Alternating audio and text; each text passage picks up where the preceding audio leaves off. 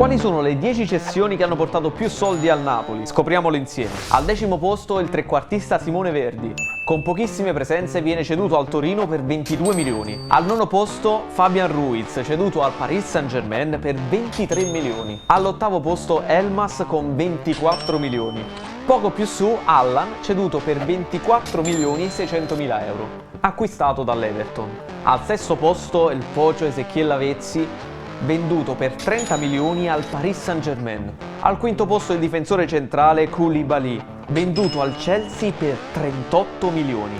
Al 4° posto troviamo Kim, che è stato venduto al Bayern per 50 milioni. Sul podio al 3° posto Jorginho. Il Chelsea lo ha acquistato infatti per 57 milioni. 2° posto per il Matador Cavani, anche lui venduto al Paris Saint-Germain per 64 milioni e mezzo. E al 1° posto Gonzalo Higuaín, venduto alla Juventus per 90 milioni. Per altri contenuti iscriviti.